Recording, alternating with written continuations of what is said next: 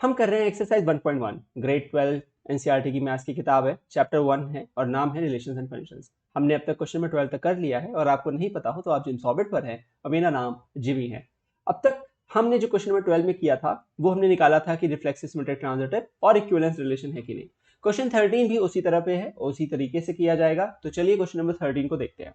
Show that the relation are defined in the set A of all polygons. ठीक है, सभी polygons का set है इस तरीके से कि P1 and P2 have same number of side.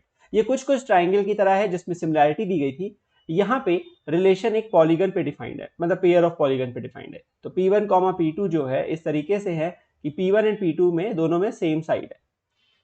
अब इसमें आपको एक चीज समझनी पड़ेगी, जो इसमें आगे बोला है इक्विवेलेंस रिलेशन को निकालना है हमें। तो रिफ्लेक्सिव, सिमेट्रिक और ट्रांजिटिव तीन चीजें हमें प्रूव करनी होती है। तो चलिए करते हैं, रिफ्लेक्सिव प्रूव करते हैं बेटा। किसी भी रिलेशन को रिफ्लेक्सिव होने के लिए अगर a, a टाइप का टर्म सभी मौजूद हैं तब वो रिफ्लेक्सिव होती है। तो अगर मैं कहता हूं P1, P1, तो आप एक बात सोचिए, इसका मतलब है P1 and P1 have same number of sides. सही बात है, और ये बात सही तो है। P1 and P1 have same number of side. अरे उसी पॉलीगन में उसी पॉलीगन से कंपेयर करोगे तो साइड्स थोड़ी बदल जाएंगी, नंबर ऑफ साइड तो सेम ही रहेगी। तो ये एक ट्रू रिलेशन है, या हम ये कह सकते हैं कि all P1, P1 belongs to the relation R, और we can say the relation is reflexive. Relation is reflexive. Oh sorry, next है सिमेट्रिक। किसी भी रिलेशन को सिमेट्रिक होना होता है तो a, b और b, a दोनों की मौजूदगी होनी चाहिए। अगर a, b मौजूद है तो b, a मौजूद होना चाहिए। तो अब हमें पता है कि इस रिलेशन में अगर हम ये बोलते हैं कि P1, P2, तो इसका मतलब है कि P1 have and P2 have same number of side. तो अगर P1 and P2 have same number of side तो हम ये भी बोल सकते हैं कि P2 and P1 have same number of side, है ना। ये बहुत ही आसान क्वेश्चन है। अब तो हम इजी वाले मोड पे आ चुके हैं, सारे क्वेश्चन हो चुके हैं सिमिलर टाइप के। तो इसका मतलब है कि P2, P1 भी बिलोंग करता है रिलेशन R को। पर अगर P2, P1 बिलोंग करता है रिलेशन R को तो इसका मतलब तो ये हुआ कि, बिल्कुल सही बात है, इसका मतलब ये हुआ कि रिलेशन सिमेट्रिक है। रिलेशन कैसी है? सिमेट्रिक है। अच्छा, इसके बाद आता है ट्रांजिटिव वाला केस। रिलेशन ट्रांजिटिव है, इसका मतलब अगर हम बोलते हैं कि P1, P2 belongs to the relation R, and हम बोलते हैं, क्या बोलते हैं बेटा, कि P2, P3 also belong to the relation R। Obvious सी बात है, देखिए P1 और P2 में सेम नंबर ऑफ साइड है, P2 और P3 में भी सेम नंबर ऑफ साइड है, तो भाई P1 और P3 में भी तो same he number of side रहेगी, बदल थोड़ी जाएगी। तो इसका मतलब हम ये कह सकते हैं ना कि P1, P3 also belong to R। आपको लिखना पड़ेगा P1 and P2 have same number of side, let the number of sides are X। P2 and P3 have same number of sides, let the number of sides are X, again they are both having the X number of sides, तो P1 and P3 में भी X ही होगा। This implies relation बेटा क्या हो जाएगी? Transitive हो जाएगी। और ऐसा होने की वजह से ये कैसी रिलेशन हो जाएगी, क्योंकि R, S, T तीनों है तो ये बन जाएगी इक्विवेलेंस रिलेशन। क्या बन जाएगी? Equivalence relation.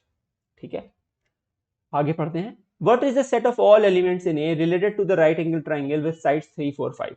देखिए क्या एलिमेंट्स हैं ए में related to the right angle triangle. अब आपको ये रिलेशन जो बोली गई है, सुनिए बात बड़े ध्यान से सुनिएगा, सिर्फ नंबर ऑफ साइड पे बोली गई है, ये नहीं बोला है कि वो राइट एंगल होनी चाहिए या फिर नहीं होनी चाहिए। तो कोई फर्क नहीं पड़ता कि वो राइट एंगल ट्राइंगल ही हो, नहीं, क्योंकि हमें जो रिलेशन बेटा बोली गई है वो बोली गई है सेम नंबर ऑफ साइड पे, सेम नंबर ऑफ साइड होनी चाहिए। तो अगर हमें एक ट्राइंगल का सेट दिया गया है और उसके करस्पॉन्डिंग हमें निकालना है, इसको इक्विवेलेंस क्लास भी बोलते हो आप। ठीक है, इसको आप इक्विवेलेंस क्लास की तरह भी ट्रीट कर सकते हो। तो what is the equivalence class for a triangle, यानी पॉलीगन का एक स्पेशल केस है जिसमें कि ट्राइंगल है, एक राइट एंगल ट्राइंगल ले रहा है वो 3, 4, 5 का। ठीक है, तो इसके करस्पॉन्डिंग कौन सा सेट होगा? वो सेट होगा इक्विवेलेंस क्लास का बन जाएगा। तो इक्विवेलेंस क्लास यहाँ पे नहीं नाम ले रहा है, लेकिन यही मतलब है। तो सभी ट्राइंगल्स का सेट होगा, तो ऑल ट्राइंगल्स का सेट होगा। क्या होगा? ऑल ट्राइंगल्स का सेट होगा। So what is the set of all triangles, और what is the set of the polygons और एलिमेंट्स, है ना, which will be related to the right angle triangle T with sides 3, 4, 5। तो वो कौन सा एलिमेंट होगा? सेट ए से आएगा। अब ए में बेटा सभी पॉलीगन्स आते हैं, समझो बात को ध्यान से। ए में ट्रायंगल, क्वाड्रिलेटरल, पेंटागन, हेक्सागन सब आता है बेटा, पूरा पॉलीगन आता है, सारा पॉलीगन आता है। उसमें से हमें ऐसे एलिमेंट को पिक करना है जो कि टी के साथ मैच कर जाए, जो कि क्या कर जाए, टी के साथ क्या कर जाए बेटा, मैच कर जाए। तो कोई एक ऐसा एलिमेंट होगा जो टी के साथ मैच करेगा और उसका जो रिलेशन है वो फॉलो होगी। रिलेशन क्या है, अब ये मान लेते हैं एलिमेंट है ई, मान लेते हैं इसको थोड़ी देर के लिए ई मान लेते हैं। तो T and E will have same side, ठीक है बेटा। इसका मतलब क्या हुआ, T and E have same number of side, same number of side. तो सेम नंबर ऑफ साइड है, टी में कितने, टी एक ट्राइंगल का सेट है, राइट एंगल का है, उससे मतलब नहीं है, पर एक ट्राइंगल है, कितनी साइड होती है बेटा, 3 होती है। तो हमारा जो ई एलिमेंट होगा उसमें भी कितनी साइड होनी चाहिए, 3 साइड्स होनी चाहिए। 3 साइड्स वाले पॉलीगन को क्या बुलाते हो आप, ट्राइंगल बुलाते हो। तो E is the set of all triangles. तो वो जो भी एलिमेंट होगा वो एक ट्राइंगुलर एलिमेंट होगा, एक ट्राइंगल होगा। समझ गए हो बात, क्लियर है ये एकदम, है ना। इस तरीके से हम इसमें कर सकते। अगर 4 बोलता तो सभी क्वाड्रिलेटरल आते, स्क्वायर रेक्टेंगल से मतलब नहीं होता। सुनो मेरी बात को ध्यान से, अगर वो कहता है कि ऑल इक्वल साइड वाला, वो इक्वल से हमें कोई फर्क नहीं पड़ता, क्योंकि हम यहाँ नंबर पे फोकस कर रहे हैं, हम शेप पे फोकस नहीं कर रहे हैं ना, रिलेशन शेप पे फोकस नहीं करती ना। तो हम यहाँ बोलते हैं कि चार चार साइड है, चार साइड तो किसी भी क्वाड्रिलेटरल में हो सकती है, इररिस्पेक्टिव कौन सा है, रेक्टेंगल है, रोम्बस है ना, पैरेललोग्राम है, ट्रेपीजियम है, क्या फर्क पड़ता है, सब क्वाड्रिलेटरल ही तो है। तो उस समय सेट क्या होता है बेटा, सभी क्वाड्रिलेटरल का सेट होता। मैंने आपको एक वेरिएशन बता दिया इस क्वेश्चन में, जैसे कि आपको एकदम परफेक्ट हो जाए, क्लियर हो जाए। सही है। नेक्स्ट क्वेश्चन करते हैं, जो कि मुझे लगता है पूरी इस एक्सरसाइज का बड़ा ही इंपॉर्टेंट और खतरनाक सा क्वेश्चन है। खतरनाक क्यों, क्योंकि ये बहुत कंफ्यूजिंग है। कंफ्यूजिंग क्यों, क्योंकि ये हमारे पुराने कॉन्सेप्ट को काटता है, 10th वाले कॉन्सेप्ट को ये सीधे नलिफाई कर देता है। पर हमें तो इसे जस्टिफाई करना है, नलिफाई नहीं करना है। तो चलिए हमें क्या करना है, सबसे पहले हमें बोला गया है let L be the set of all lines in the X Y plane and R be the relation in L defined as L1, L2, L1 is parallel to L2। अब बेटा देखो रिलेशन ऐसे डिफाइंड है कि दो lines का क्या है, हमें एक ऐसा पैरेललिज्म निकालना है बेसिकली। तो L1 is parallel to L2, L1 is parallel to L2। अच्छा, अगर L1 पैरेलल है L2 को, हमें प्रूव करना है कि ये रिलेशन बेटा क्या है, इक्विवेलेंस रिलेशन है। ये रिलेशन क्या है बेटा, इक्विवेलेंस रिलेशन है। अगर ये रिलेशन इक्विवेलेंस है तो रिफ्लेक्सिव, सिमेट्रिक, ट्रांजिटिव तीनों होनी चाहिए। यहां तक तो बिल्कुल सही है, हमको समझ में भी आता है कि ऐसा होना चाहिए। अच्छा चलिए रिफ्लेक्सिविटी के लिए देखते हैं कि रिफ्लेक्सिव है कि नहीं है। कोई भी रिलेशन रिफ्लेक्सिव होती है, कब होती है बेटा, वो तब होती है जब L1, L1 type, sorry L1, L1 type का बिलोंग करे रिलेशन आर को। L1, L1 का मतलब क्या है, date L1 is parallel to L1। अब ये कैसे ट्रू हो सकता है, a given line is parallel to itself। in Euclid geometry you have read in class 10th कि एक लाइन, सॉरी क्लास 9th, कि एक लाइन के करस्पॉन्डिंग आप एक ही यूनिक लाइन पैरेलल बना सकते हो। तो गिवन लाइन के पैरेलल किसी पॉइंट P से पास होती है, सिर्फ एक यूनिक लाइन बनाई जा सकती है जो उसको पैरेलल होगी। याद है आपको, आपने ये भी पढ़ा है कि एक लाइन जो होती है फिर वो कोइंसिडेंट वाला आपने A1/A2 is equal to B1/B2 is equal to C1/C2 पढ़ लिया है। तो वो एक कंफ्यूजिंग वाला केस हो जाता है। यहां पे हम इसको स्लोप से ट्रीट करते हैं बेटा, इसको हमें जस्टिफाई करना है, इक्विवेलेंस होती है तो हम जस्टिफाई करेंगे। हाँ ये एक बहुत ही एम्बिगुअस आंसर है, दो मैथ्स का ग्रुप है, दो मैथ्स के लोगों का, एक बोलता है हाँ एक बोलता है ना। इस किताब में हमें क्वेश्चन को प्रूव करना है तो हम हाँ बोलेंगे, ठीक है। हम बोलेंगे कि कोई लाइन है, ठीक है, मान लेते हैं एक एक्स एक्सिस और वाई एक्सिस बना लेते हैं बेटा, और हम बोलते हैं कोई लाइन है, गिवन लाइन, इसका अगर स्लोप है थीटा, तो अगर दूसरी लाइन है उसका भी स्लोप क्या हो बेटा, tan थीटा, मतलब एंगल थीटा है, स्लोप tan थीटा है। तो अगर ये दोनों इक्वल होता है तो हम बोलते हैं लाइंस क्या पैरेलल है। अच्छा एक बात बताओ, अगर मैं एक लाइन को देख रहा हूं और उसी लाइन को दोबारा से देख रहा हूं, मैं एक लाइन को देख रहा हूं बेटा और मैं उसी लाइन को दोबारा से देख रहा हूं, तो दोनों में केस में एंगल तो थीटा ही रहेगा। अगर एंगल सेम रहेगा बेटा तो स्लोप सेम रहेगा, और जब दो लाइन का स्लोप सेम होता है तो वो दोनों लाइंस कैसी होती हैं, बिल्कुल सही बात है, पैरेलल होती है ना। तो जब मैं बोल रहा हूं L1 is parallel to L1, तो अगर उस लाइन के दोनों का स्लोप सेम है तो वो पैरेलल तो हो सकती है, यानी एक गिवन लाइन खुद को पैरेलल हो सकती है based on the definition of slope, not based on the definition of Euclid. Euclid के हिसाब से नहीं हो सकती, ये बिल्कुल क्लियर कर लीजिए आप। तो इसका मतलब ये हुआ, क्या हुआ बेटा, इसका मतलब ये हुआ कि अगर एक लाइन L1 है, इस वो होगी पैरेलल होगी L1 को खुद को, तो L1, L1 बिलोंग करेगा रिलेशन R को।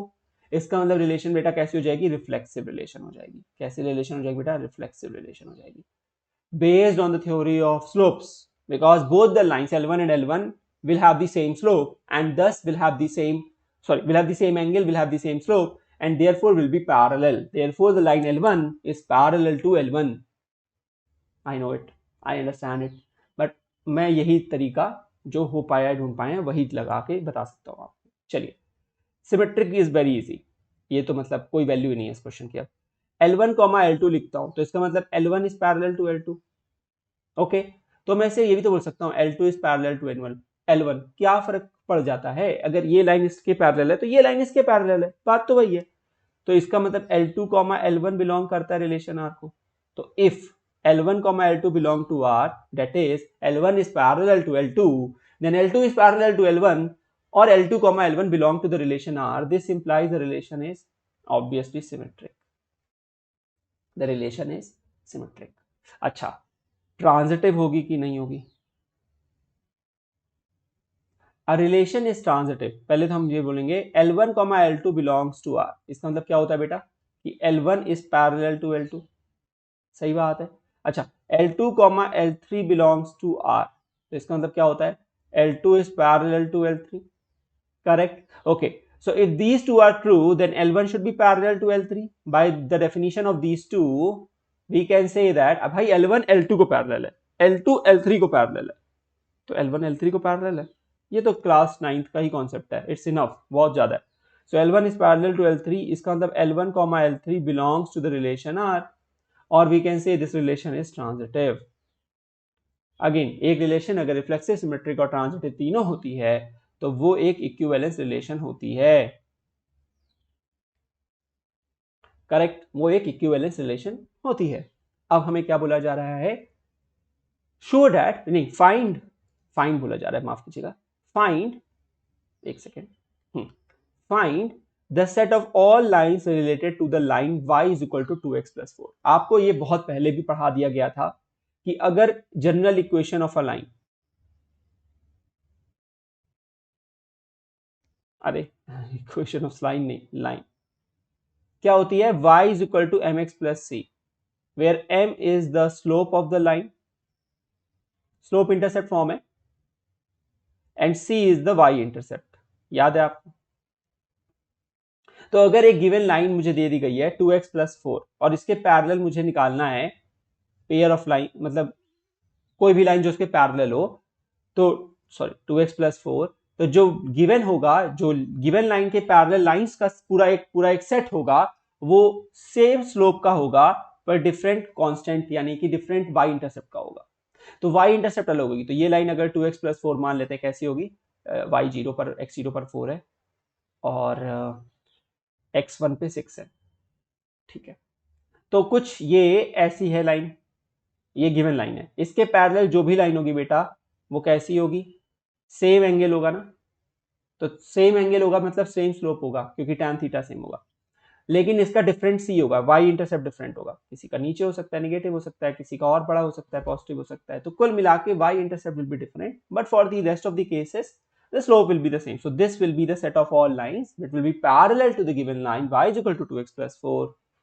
Okay, तो 2x + c हो जाएगी।